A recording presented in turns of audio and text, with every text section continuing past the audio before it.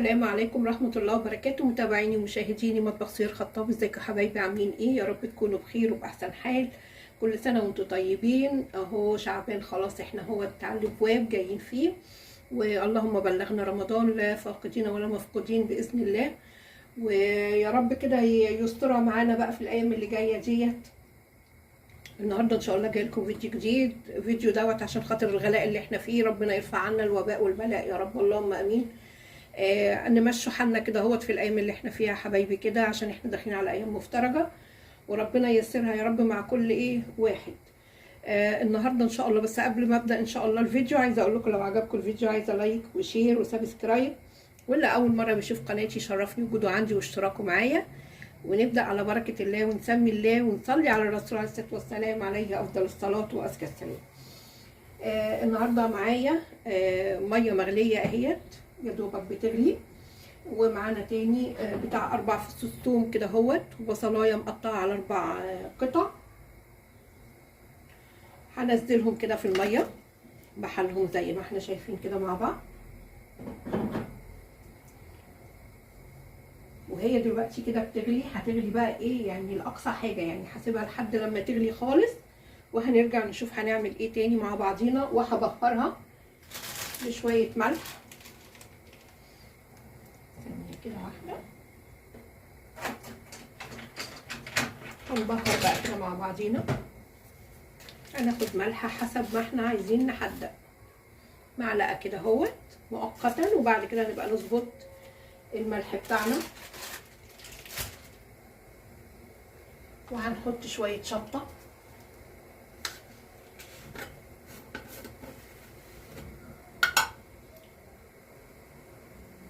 حبه كده صغيرين،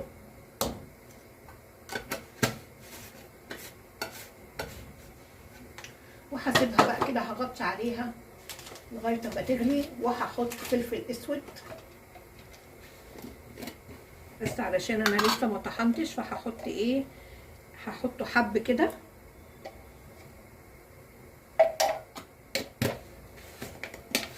وهغطي عليها لحين ما تغلي، وهنرجع مع بعض هنشوف هنعمل ايه تاني في الخطوه الجايه.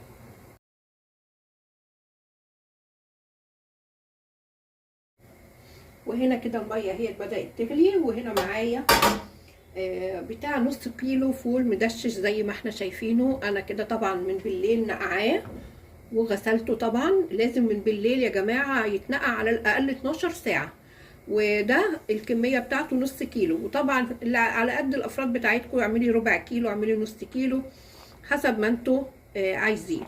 الاكله طبعا ديت بتاعت زمان وكلنا بنحبها، واهو تغيير، بدل ما احنا زهقنا، وده بروتين وده بروتين، بدل ما احنا زهقنا بصراحه من الفراخ واللحمه والغلب اللي احنا فيه ده كله، لا احنا في اكلات كتير كانت امهاتنا الله يرحمهم كانوا بيعملوها وكانوا ماشيين الدنيا ومفيش اي مشاكل خالص معانا. الفول دوت بقول انا نقعاه من بالليل، ولو في هنا بتبقى في قشره قشريها، ولو في واحده مش حلوه كده شيليها، فيها حاجه بتاع سودا كده بتاع شيليها، يعني مش متحبذه ان هي يبقى فيها الحاجه دي. ويتغسل كويس قوي ويتصفى، وكل شويه تغيري الميه عليها عشان الغازات. طبعا زي ما احنا عارفين ان البقوليات بيبقى فيها غازات، فالميه بتاعتها كل ما تغيري بتبقى احسن، وتستحسن ان احنا نغيرها كل شويه. خلاص كده، وزي ما احنا شايفين هنسقط بقى معانا الفول المدشش كده كله.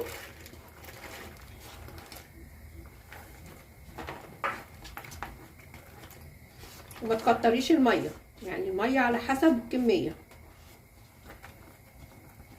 اهو، وتوطي بقى كده عليه شويه.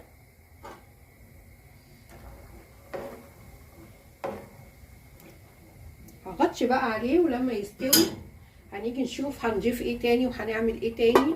الاكله دي جميله جدا يا جماعه، واكله شعبيه طبعا، ومغذيه جدا لينا ولعيالنا وكده، يعني تغيير يا جماعه. هنسيبها بقى تغلي براحتها ويستوي الفول، وهرجع لكم تاني نشوف هنعمل ايه مع بعض. نشوفوا بقى مع بعضينا كده. بسم الله الرحمن الرحيم.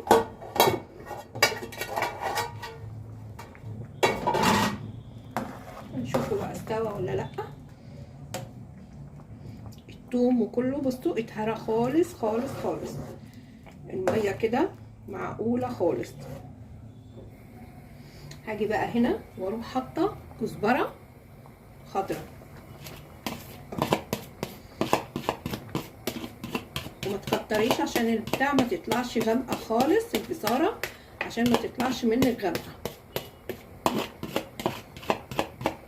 طبعا البصارة أكلة شعبية كلنا بنعملها، وأمهاتنا الله يرحمها واللي موجودين ربنا يديهم الصحة والعافية طبعا كلهم كانوا بيعملوها ولحد الآن، وأكلة مغذية وسهلة وبسيطة ومش مكلفة. وجنبيها بقى شوية سلطة، شوية مخلل، بدنجان، شوية زيتون وليمون، أي حاجة، حبة بطاطس محمرة جنبيها هتشغلك وهتعملك. خلاص كده هغطي بقى لحد ما الكزبرة كده تاخد وتدي برضو ايه معاها كده بشكل ودي، وهنيجي بقى مع بعض ونشوف ايه تاني. دلوقتي كده هنعمل البصل اللي هما بيقولوا عليه الورد. هقطع طرنشات رفيعه كده،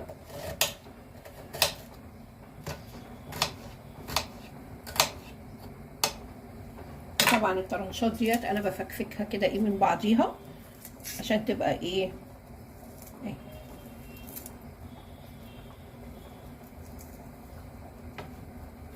عشان تبقى ظاهره كده فوق وش البصاره كده في الطبق. وفي بقى اللي عايز يحط عليها نشا او دقيق وهي بتتحمر عادي مفيش اي مشكله.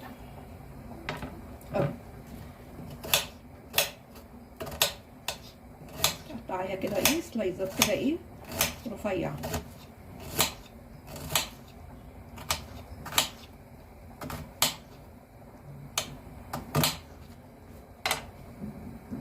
نشوف هنعمل ايه بعد كده. هنا بقى عندنا كميه من الزيت وهسيبها لحد لما تسخن خالص. انا عملت تيست اهوت للبصل كده، هو الزيت سخن معايا. هبدا انزل بحبه حبه من البصل. بسم الله الرحمن الرحيم.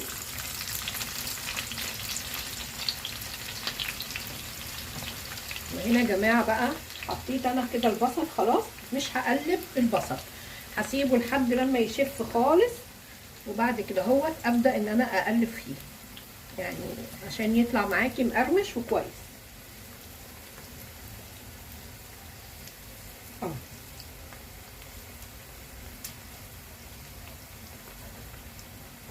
هسيبه بقى كده شويه وهنشوف هيبقى شكله ايه بعد شويه. هنا بقى هاجي بالهاند بلندر، او اللي ما عندوش هاند بلندر عنده في شوب الخلاط عادي مفيش اي مشاكل، هضربه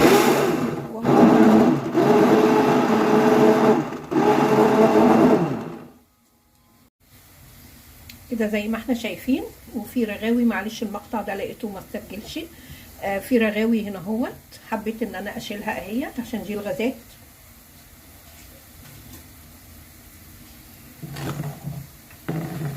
هتخلص منها كلها.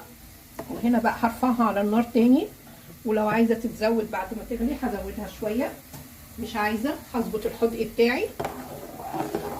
بصوا السماكه بتاعتها كده. هنشوف لو هنزودها شويه ميه هيبان بعد ما تغلي شويه. وانا بحب اضيف شويه نعناع ناشف وهي كده اهوت وبتغلي. خلاص هننقلها بقى دلوقتي على النار تاني. هنا بقى عايزه اوريكم البصله، هنتنقل كده مع بعضينا اهيت. بصوا انا ما جيتش عليها من ساعه ما انا ايه اهي. هنا بقى هقلب البصله بتاعتي، شفتوا بقى بسرعه ازاي. هقلب بقى عشان كلها تاخد لون واحد وتبقى معايا مقرمشه.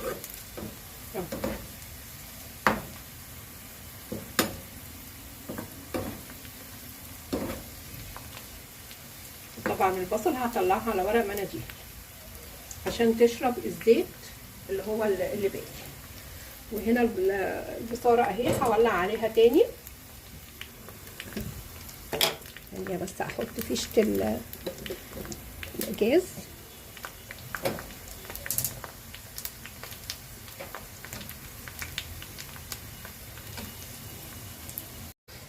كده اهي بدأت تغلي. طبعا زي ما احنا قلنا احط بقى شويه نعناع ناشف. النعناع الناشف بقى ايه يعني طعمه بيوديها حته تانيه خالص بقى البصاره.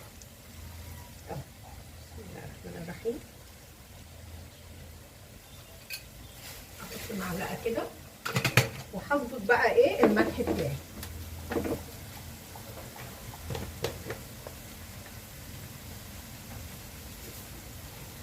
هظبط الملح بتاعي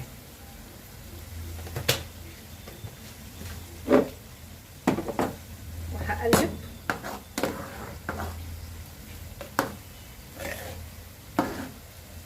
وهنا بقى هنزود شويه ميه لانها كده ايه بعد ما غلت. بصوا تعرفوا منين؟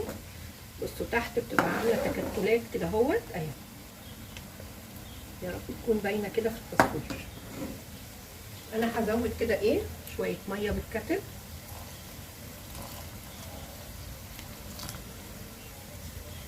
برضو هشوف.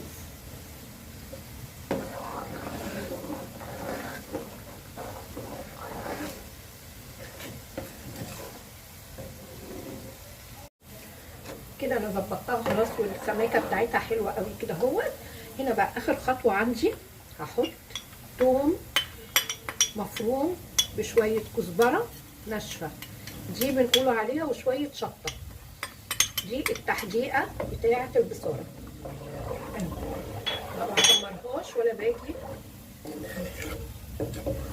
كده. اخر خطوه بعملها. وهنا كمان بحط شويه بصل من اللي انا شويه بصل كده من اللي انا محمراهم لفوق الوش بحطهم جواها. واللي عايز بقى يحط زيت من اللي هو اللي قلينا فيه البصل يحط، اللي مش عايز انا عشان خاطر الحاجه عندي ما بياكلش دهون ولا مقليات فهحط شويه زيت زيتون.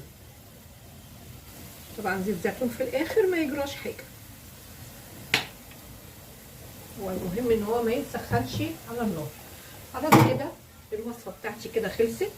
هقلب بقى كل ده وهبدا ان انا اغرفها، وبعد ما اغرفها ان شاء الله هوريها لكم. وده كده الشكل النهائي لطبق البصاره بتاعنا النهارده، ويا رب يكون عجبتكم طريقتي في البصاره، واشوفكم على خير في فيديو اخر، والسلام عليكم ورحمه الله وبركاته.